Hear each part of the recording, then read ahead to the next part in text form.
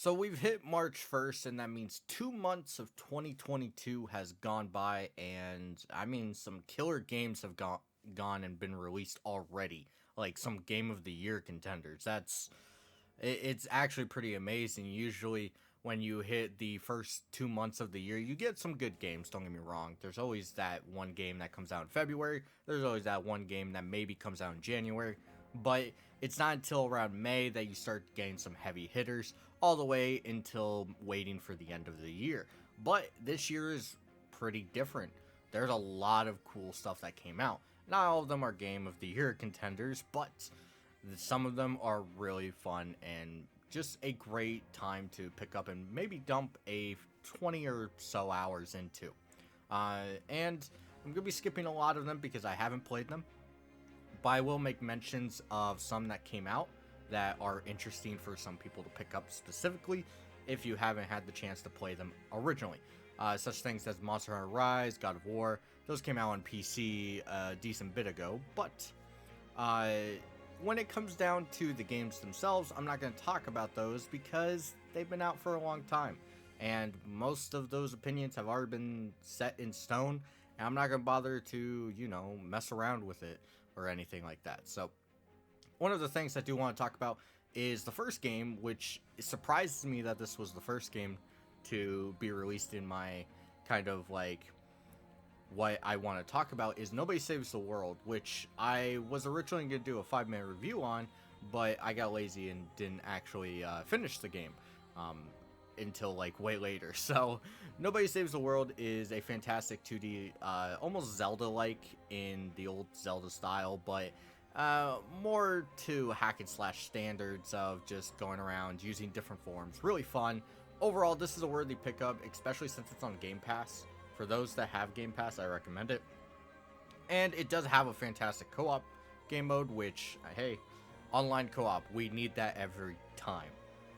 So, overall, this isn't the greatest start to the list. Nobody Saves the World is one of those games where, while I feel it definitely deserves some recognition, it's definitely not the greatest thing I'm going to be talking about here. And in fact, while it's a nice little waste of time, it does have some problems that mostly comes with it being the game that it is. It's very limiting once you've found everything you can do, and more importantly, the difficulty spikes. Yeah, there's some difficulty spikes. So, overall, a decent solid start, but if you have Game Pass, recommend it wholeheartedly. If you're interested in 2D hack and slash games like that, then pick it up on Steam or anything like that. It's relatively cheap, like 20 bucks or 25, something like that. Overall, recommend it wholeheartedly. Now we're going to get into a free game by technicality. We have Yu-Gi-Oh! Master Duel that came out a day later, so it was almost first, but it's second here. Yu-Gi-Oh! Is just always a great game to get into and just play for a bit. Of course, you're going to be priced out, even in an online game such as this. You're going to get those people that know exactly what they're doing with every little card, and I'll be honest, it does get a little frustrating to go into an online ranked match. Just get freaking dumpstered out because they've been playing this game and they play this deck that has like 82 negates. And that's ultimately why Yu-Gi-Oh! Isn't fun for someone like me at the top level, is because it's not that there's a lot of strategy anymore, it's just a lot of negates and getting to your negate and hoping you don't break your hand, which makes it a little too like focus on luck based and stuff. And I don't know, it's not that Yu-Gi-Oh! Is a bad game, it's just at the upper levels it feels very, very irritating and frustrating to try and get there. And I play a couple decks that I really like. I like the Six Samurai deck. I've always liked it, even though, yes, it's a little slow in today's game. But when you're up against someone who is like me, who is just enjoying Yu-Gi-Oh! For the 80th time in a row, it was really nice to get one of those back and forths where Six Samurai, he's on Plant Synchro, and it goes back and forth. They're both somewhat slower decks, though Plant Synchro is a little faster, and maybe I squeezed out a win, ended up medium later, he beat me. It's a fun back and forth when you get two not so equal decks, but just equal in the fact you're not going to get negated out for 18 years. So when it comes down to it, I feel like Master Duel is really cool at the lower level. It's one of those things where if you want to get into Yu-Gi-Oh and see like some really cool fun decks, it's a great simulator if you don't want to go into like dueling book and stuff like that. But overall, because of the gem cost and just the fact that yes, technically you can make about 2 decks worth, as long as you go with the staple route of crafting your staples as early as possible. You can make about 2 decks worth with the free gems you get, and you of course have the in-game content, which, while not bad, it's not really that great. There's a couple other Yu-Gi-Oh games that have better single player content, but this is more focused on multiplayer, so it's excusable. But at the end of the day, there's kind of a mix and match of this game. I happen to think it's a really good thing for Yu-Gi-Oh players because it kind of puts them in to this place where they can actually, maybe meet someone new and inspire them, or, ruin their dreams, which seems to be the latter all the time, is just ruining people's dreams just because they want to play Sky Striker again. So at the end of the day, I really wish Master Duel gets fixed a bit, but as of right now, I still think it's a pretty good game to pick up if you're a Yu-Gi-Oh fan, or maybe you want to get into Yu-Gi-Oh. If you're in between, don't bother though. Just don't. But the next one that came out was, we're gonna be skipping a lot here because there's some stuff that did came out. I think Windjammers too, but I haven't even played it, so skipping out. But Rainbow Six Extraction came out pretty much the next day, and I was gonna skip this originally because I haven't played too much of it, but it's basically taking the really cool style that Rainbow Six Siege had and turning it into a type of PvE type of environment. Overall, I really enjoyed it for the couple hours I played. I don't have a lot to say on this, but I'll be honest, there's a lot about that game that puts it puts me in the wrong way. It's stealth focused, which is fine, except, I mean, you know who made the game. They're not exactly great at stealth. So a lot of the stealth stuff seems very wonky as always, and at the same time, while the FPS stuff of Rainbow Six is always a fantastic time, the type of mechanics that interfere with it feels very lackluster. And while some characters are treated like from Siege, if you played Siege, you'll recognize most of the operators and stuff. But some of the characters that you think would be really useful in this type of PvE environment, because stealth is so focused, makes them kind of wonky and not really enjoyable. A lot of balance stuff needs to be changed. Just in the first, I played for 4 hours at most, and I could already tell that certain stuff is just broken. And one of the things that needs to be fixed is barricading. Barricading shouldn't work the way it does in a PvE environment, or heck, even in Siege it's fine because it takes 3 hits and it's gone, but in here you can barricade a room and it takes like 20 hits for them to get through. And on the harder difficulties it's less, but even then it's a little too broken. But overall, Rainbow Six Extraction, if you could pick it up, honestly, if you like Siege, I recommend it. Just know you're going in for a different experience than, say, Siege. Definitely one of the weaker games that came out in January, though. I think it's the weakest I've talked about so far, funnily enough. Besides Windjammers 2, because, yeah, I haven't played it. So, the next game we're going to be skipping around is, we had to get here. Legends Arceus. Pokemon Legends Arceus came out the 28th. I spent about 2 weeks just blitzing through the game, and which made me feel that I don't want to do that anymore.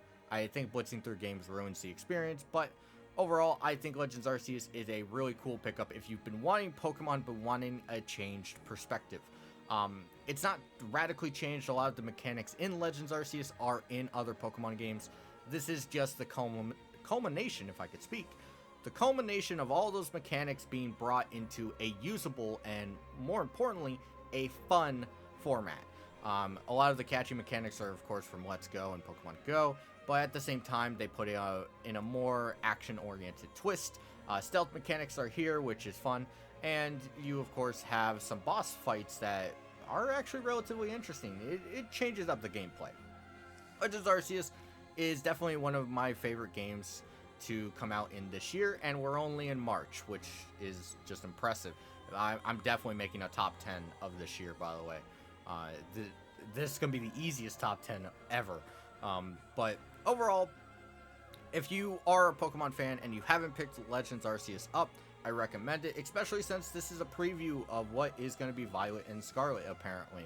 So, hey, here's your preview. It's a good game. It's fun. Some of the new forms, while most of them are pretty good, some of them are quite awful and probably the worst designs I've ever seen from a Pokemon game. So, there's a little bleh for you.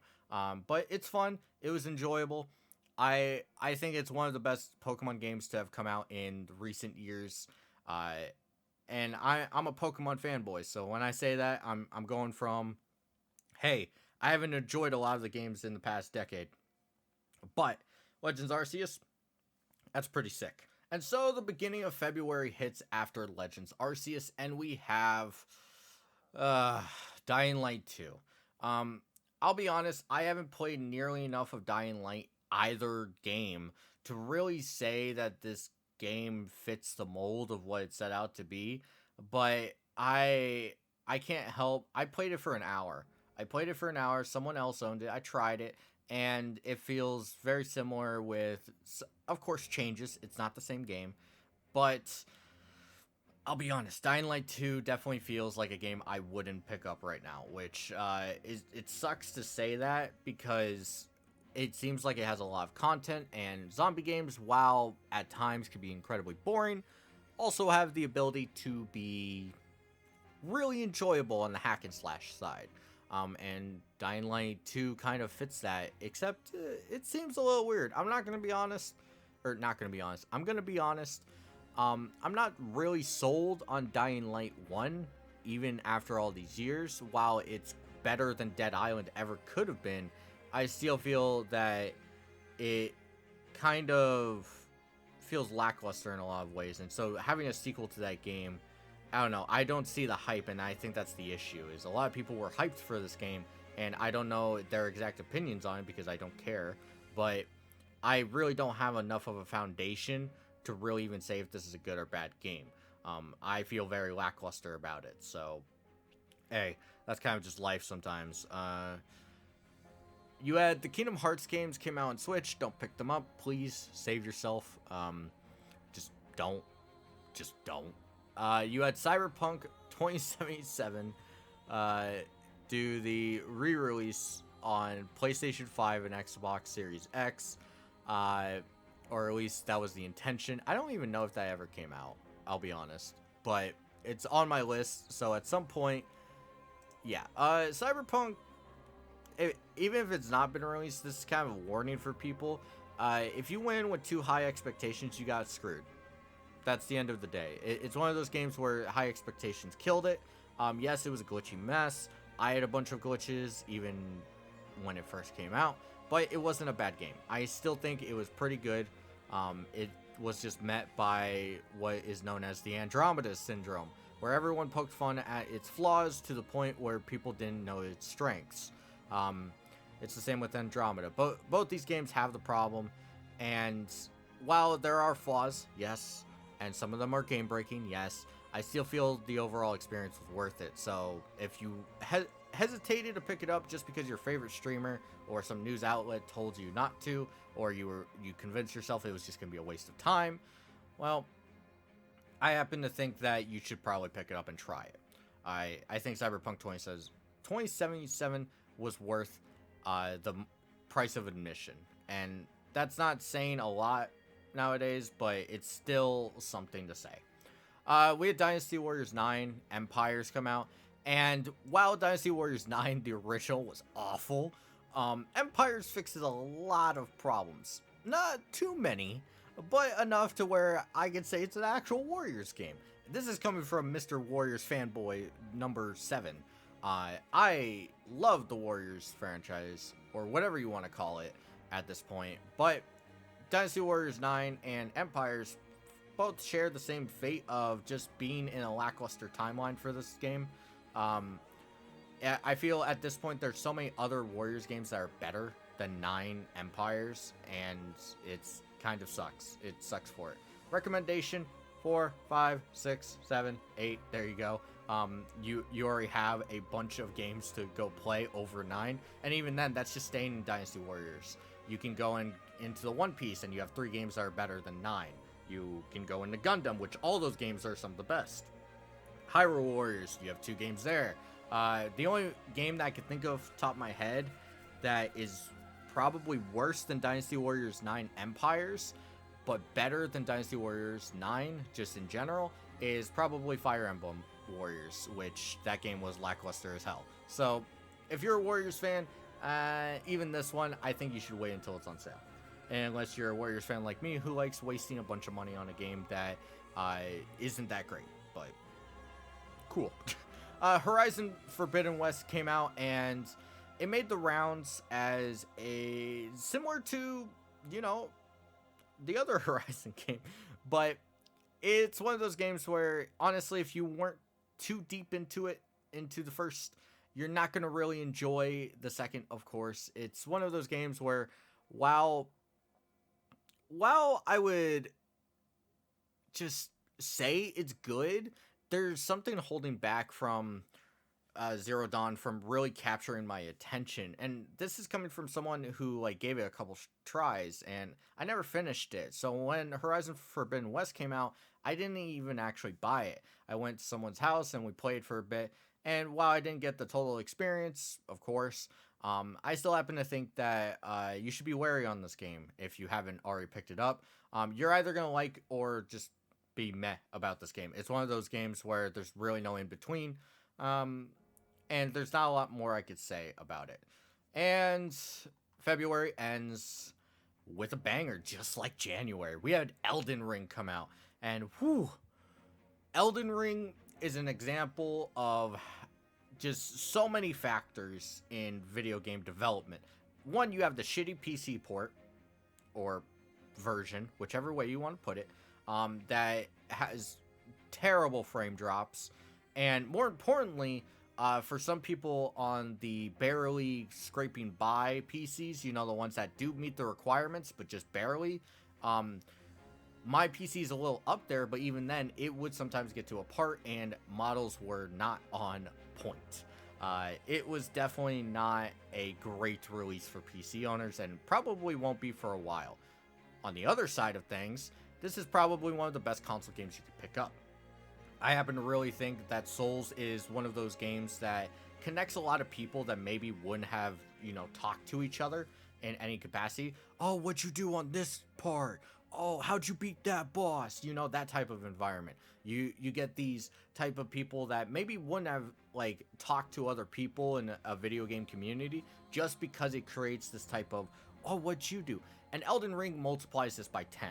This factor is multiplied to the point where it's very enjoyable. I happen to think Elden Ring is one of the best Souls experience you can get if you are new to the series.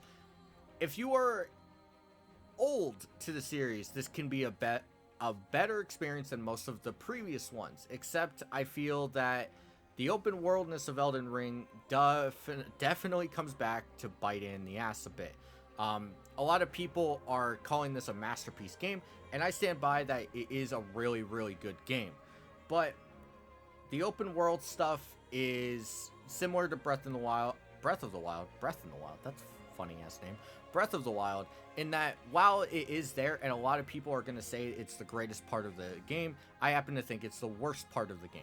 Elden Ring sits in a really cool combat state, really cool adventuring state, and more importantly, there's so many different things you can go and do, but the open world aspect sometimes feels like you get trapped in trying to go someplace, and then you end up going, I can't do it, and you run away to a harder place, get trashed, and you go back and you're like, oh, I was just playing this wrong, which is something that happens in Souls. You go to a place, you go and fight, let's say, Ornstein and Smog. You got your ass kicked in Dark Souls 1. You got it kicked. And you were like, well, I need to go maybe level up, get better equipment. I'm going to go do New Londo Ruins, get the very large Ember. We'll see what I can do to, up myself. Elden Ring's a little different. A lot of it is knowledge based, of just knowing that you're in the right spot at the right time. And this isn't really a big fault of the game. I just feel a lot of people need to understand that while you may have played previous games and kind of can judge what you're doing, for newer players and even some older players that don't really play open world games, this can definitely be a problem in which you kind of get trapped in an endless cycle of bouncing back and forth in troublesome areas.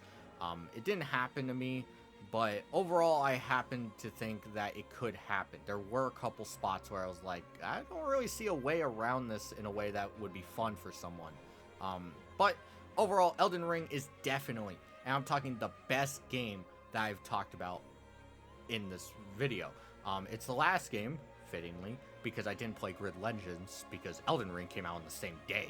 So, yeah, good release schedule there. But if I were to recommend the top 3 games, Elden Ring is first.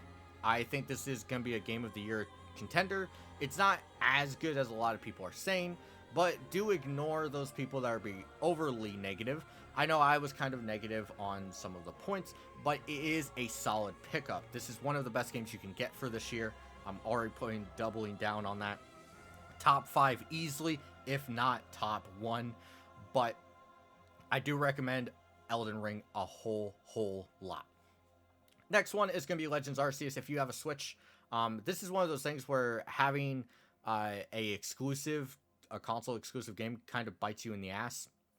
If Legends Arceus was on more platforms, I would probably recommend it more because of its accessibility, and more importantly, it's Pokemon, recognizable, easy, stuff like that. But Legends Arceus is, of course, not on those consoles, so we have to, bring it down a bit. And with that, I'm going to recommend it wholeheartedly if you are a Pokemon fan, and honestly, if you want to get into the Pokemon series. This is a very open game. I feel a lot of people will enjoy it just because, well, they kind of can. And the third one, and just because it is free, it gets to the third one, we have a Yu-Gi-Oh! Master Duel. I've already explained what the issues are, but overall, just a solid pickup just because it's free. And you know what? Free games, even if it's just solo content, is fun. Try out Yu-Gi-Oh! Again. Maybe you'll find that you just found the one card game you truly love. You never know. So, at the end of the day, I think that's my picks for the top 3 so far. Overall, really solid beginning of the year. I happen to think this year is going really good when it comes to, video games. But video games itself are going to have a lot more games coming out. March is looking very, very stacked. I'm talking stacked for a lot of genres, a lot of recognizable IPs, and more importantly, as we get deeper into the year, we're going to have more and more game releases that are being announced. I happen to think this year is going to be insane. So that's my recommended pickups. Those are the ones I ended up playing in January and February. What were the games you picked up in January or February? Please comment that down below. At the same time, if you could, please subscribe. I have to mention this because apparently I'm supposed to. And like the video if you enjoyed it, or dislike it. I do see those. I do pay attention, so please dislike it. Have a good one. Talk to you guys later. And as always, till next time.